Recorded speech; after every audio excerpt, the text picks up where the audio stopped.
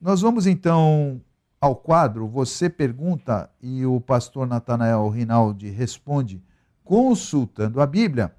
E já temos aqui a pergunta de um irmão aqui da Casa da Bênção. É correto uma pastora dirigir os cultos? Na verdade, são 3 perguntas, pastor Natanael Rinaldi. A primeira seria essa, a segunda, o pastor pode abençoar uma pessoa? Segunda pergunta. E a terceira, não se pode orar por pecado para a morte. Que pecado é esse? Perguntas aqui de um irmão que diz que é da Casa da Bênção.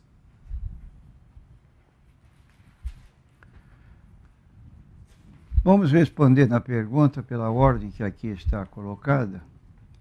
É correto uma pastora dirigir os cultos? Nós temos aqui no capítulo 3 de Mateus, o apóstolo Paulo dando as qualificações de líderes como pastores e bispos nessa condição. E ele então dá as qualificações. Dentro das qualificações, nós vamos notar que não há um lugar para uma mulher ser pastor e dirigir uma igreja. Diz o texto, esta é uma palavra fiel, se alguém deseja o episcopado, excelente obra deseja. Convém, pois, que o bispo seja irrepreensível, marido de uma mulher, vigilante, sóbrio, honesto, hospitaleiro, apto para ensinar, não dado ao vinho, não espancador, não cobiçoso, de torpe ganância, mas moderado, não contencioso, não avarento, que governe bem a sua própria casa, tendo seus filhos em sujeição com toda modéstia. Porque se alguém não sabe governar a sua própria casa, terá cuidado da igreja de Deus? Não neófito, para quem soberbecendo não caia na condenação do diabo. Bom, o que nós lemos aqui mostra cabalmente que se trata de uma pessoa do sexo masculino. Convém que o bispo seja irrepreensível, marido de uma mulher. Está bem claro que mulher é a esposa, mas que o bispo é o marido. Segundo, versículo 4, que governe bem a sua própria casa. Ora, a liderança da casa está com o homem. Então, essa colocação como qualificações próprias para ser um pastor não atinge as mulheres. Não vamos desmerecer as mulheres de modo nenhum, como já ouvimos aqui, mas esse cargo é restrito aos pastores.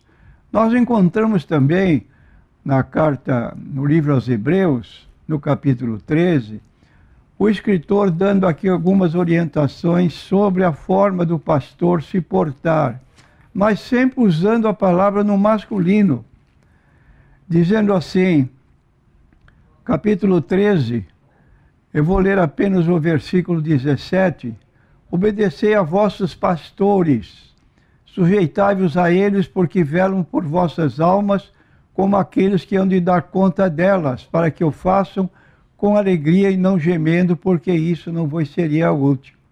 Então, dentro dessa primeira pergunta, a nossa resposta, não é correta.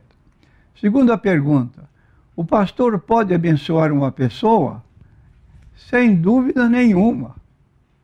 Ele tem que estar com a bênção nas suas mãos, porque nós encontramos ainda, antes de chegar no ponto correto, nós encontramos o apóstolo Paulo na sua carta aos Romanos, no capítulo 12, e ele estendendo essa forma de abençoar, como também de amaldiçoar, a qualquer pessoa. Então, uma pessoa pode abençoar, como diz ele aqui no capítulo 12, Abençoai, capítulo 12 de Romanos, versículo 14. Abençoai aos que vos perseguem, abençoai e não amaldiçoeis. Ora, se genericamente a palavra é empregada para todos, que de preferência abençoe e não amaldiçoe, por que um pastor não poderia estar incluído também nessa situação de abençoar e não amaldiçoar? Então, a palavra é bem extensiva. E repetindo o texto que já citamos em Hebreus 13, versículo 17, há uma recomendação que os pastores velam por suas almas, isto é, pelas almas daqueles que estão a seu critério, que já sob a sua liderança. Velar significa vigiar. Ora, se um pastor vigia a ovelha que está sob a sua liderança, ele pode muito bem também abençoar. Então, aqui nossa resposta é sim, o pastor pode abençoar. Se pode orar por pecado para a morte, que pecado é esse? Nós não temos especificamente uma relação de pecados denominados pecados para a morte. Mas nós temos na Bíblia Sagrada, no capítulo 5 de Gálatas, versículo 19 a 21, uma colocação que mostra que determinados pecados praticados já excluem a pessoa do céu. Não tem entrada no céu se não houver arrependimento. Diz assim o apóstolo Paulo: porque as obras da carne são manifestas quais são. Então, pecados pelos quais não devemos orar pela pessoa: adultério, prostituição, impureza, lascívia, idolatria, feitiçarias,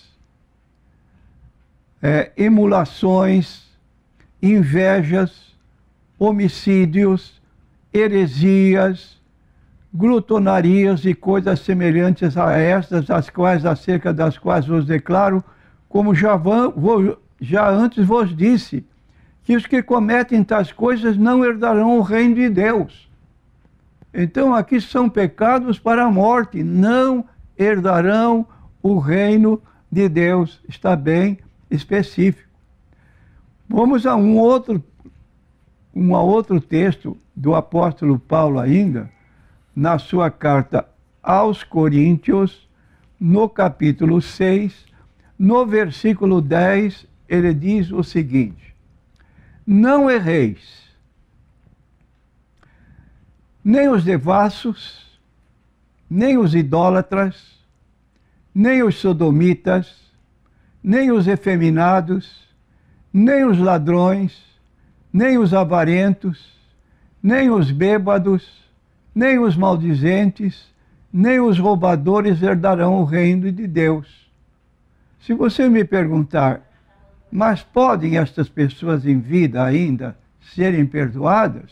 Sem dúvida. Versículo 12 diz o seguinte: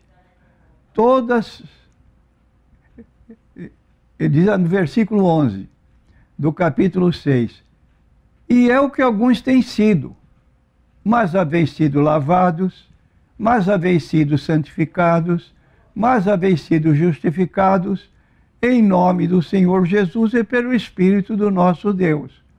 Se a pessoa morrer dentro desses pecados, aí ele está excluído. Mas se ele em vida ainda reconhecer o seu erro, retornar para servir a Deus, ele pode ser perdoado. Então são pecados para a morte, acerca dos quais diz o escritor bíblico que não recomenda que se orem por eles. Muito bem, está aí, irmão. Respostas para as suas perguntas. Temos aqui também, prezados ouvintes, pastor Natanael Rinaldi, o Carlos Henrique, da Casa de Oração.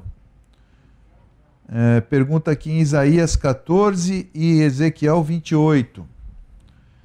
Os profetas falam da queda de Satanás ou não? Pergunta o Carlos Henrique, da Casa de Oração. A nossa resposta é que sim.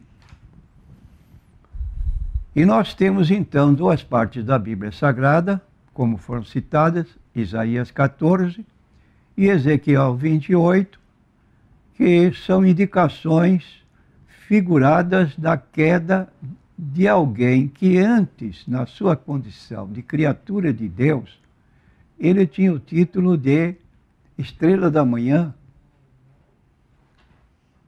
e tinha o nome, então, que era bonito, Estrela da Manhã. Porém, diz o texto bíblico, que ele achou que poderia subir um pouco mais e se tornar igual a Deus. Então diz o texto de Isaías 14, versículo 12: Como caíste desde o céu, ó estrela da manhã, filha da alva. Títulos dele: Estrela da manhã, filha da alva. Como foste cortado por terra, tu que debilitavas nações. Tu dizias no teu coração: eu subirei ao céu, acima das estrelas de Deus, exaltarei o meu trono e no monte da congregação me assentarei, aos lados do norte, subirei sobre as alturas das nuvens, serei semelhante ao Altíssimo. Aqui está o texto-chave, 14, versículo 14. Subirei sobre as alturas das nuvens, serei semelhante ao Altíssimo. Esta era a pretensão do diabo. E agora continuamos. E contudo levado serás ao inferno, ao mais profundo do abismo. Os que te virem te contemplarão e considerar-te-ão e dirão: é este o homem que fazia estremecer a terra e que fazia tremer os reinos? Que punha o mundo como deserto e assolava as suas cidades? Então aqui faz um paralelo comparativo com reis que governavam na ocasião. E eles tinham esse caráter de orgulho, soberba, muito acentuado. Todos os reis das nações, todos eles jazem com honra, cada um na sua morada. Porém, tu és lançado da tua sepultura como um renovo abominável, como as vestes dos que foram mortos, atravessados a espada, como os que descem ao covil de pedras. E aí, então, a seguir, quando ele chega ao Seol, palavra hebraica que significa mundo dos mortos, conscientes, nesse lugar, cujos corpos já sepultados, diz que aqueles seres estariam aguardando pela chegada desse que se revoltou contra Deus, que é o diabo. E o outro texto que é paralelo a esse, no sentido de fazer outro paralelo, é Ezequiel capítulo 28. E nesse capítulo 28 de Ezequiel, nós lemos a seguinte descrição que mostra a semelhança com o que nós acabamos de ler. Diz aqui o texto: veio a mim a palavra do Senhor, dizendo: filho do homem, dize ao príncipe de Tiro, assim diz o Senhor Deus, porquanto o teu coração se elevou e disseste: eu sou Deus. Havia uma cidade muito grande, muito bonita, chamada Tiro, e o rei dela, que governava a região, estava exaltado e chegando ao cúmulo de dizer de si mesmo: eu sou Deus, sobre a cadeira de Deus me assento no meio dos mares, e não passas de homem, não és Deus, ainda que estimas o teu coração como se fora o coração de Deus. Então a pretensão do diabo estava aqui comparada com esse cidadão que era o rei de Tiro e que se vangloriava de seu poderio, de sua glória, e se autodenominava eu sou Deus. Então a Bíblia declara: a soberba precede a ruína, coração altivo precede a queda. Todo o brilho, todo o fulgor que tinha Lúcifer, a estrela da manhã, agora o título dele é Satanás. Você sabe o que significa a palavra Satanás? Satanás significa adversário. Por isso a Bíblia diz: não dê lugar ao diabo. E o diabo é enganador. Então não temos que lutar contra a carne e o sangue, mas contra as hostes invisíveis da maldade que estão no mundo aí celestial, na nossa atmosfera, como pessoas observando a conduta dos homens, e diz o texto bíblico de 2 Coríntios 4, ele cegou o entendimento dos incrédulos, para que a luz do Evangelho de Cristo não brilhe sobre seus corações. Então, quando pregamos o Evangelho, vemos o endurecimento de pessoas e corações que estão dispostas a repelir terminantemente qualquer ligação com o Evangelho. E hoje nós estamos notando nos países islâmicos que já não pode mais haver cristãos lá, porque eles estão matando de modo grosseiro, selvagem. Quem é que está reinando neste mundo? O mundo jaz no maligno, outro título do diabo. Então aí está uma situação apontada na Bíblia Sagrada, conforme pergunta feita pelo Carlos Henrique. Você está sintonizado com o programa Consultando a Bíblia. Ligue e participe, 3307-4429. A irmã Regina Blanco está ao telefone aguardando a sua ligação, seu pedido de oração, sua pergunta, 3307-4429. Pergunta que vem do Guarujá agora, de uma pessoa que não quer se identificar. O texto fala de Marcos, o texto que fala de Marcos 10, 13 a 16, fala de bênçãos de Jesus. Aí continua ele aqui: indago se tais bênçãos são relacionadas ao batismo. Se estão relacionadas com a idade, deve batizar-se uma criança? Pergunta aqui um irmão do Guarujá. Nós queremos dizer ao nosso consulente de Guarujá que o texto de Marcos 10, 13 a 16 fala de bênçãos de Jesus. Essa é a pergunta que ele está fazendo. Então vamos dar a resposta aqui. Era comum procurar um grande mestre para abençoar as crianças. Como exemplo, nós temos Mateus capítulo 19, versículos 13 a 15, quando Jesus foi procurado por pessoas, por pais que levaram seus filhos para serem abençoados pelo Senhor Jesus Cristo. Vou ler o texto aqui para conhecimento dos nossos ouvintes. Ouvindo, 19 e 13, diz o seguinte o texto: e trouxeram a Jesus alguns meninos, para que sobre eles pusesse as mãos e orasse, mas os discípulos os repreendiam. Jesus, porém, disse: deixai os meninos, e não os estorveis de vir a mim, porque dos tais é o reino dos céus. E tendo-lhes imposto as mãos, partiu dali. Então aqui está o costume que era existente nos dias passados, nos dias de Jesus, e às vezes os pais trazerem as crianças para Jesus abençoá-las, seus filhos ou companheiro dos seus filhos. E Jesus então disse que não deviam ser impedidos de chegarem a ele, e foi mais adiante, abençoou-os Agora, essa colocação não tem nada a ver com a pergunta feita pelo nosso consulente.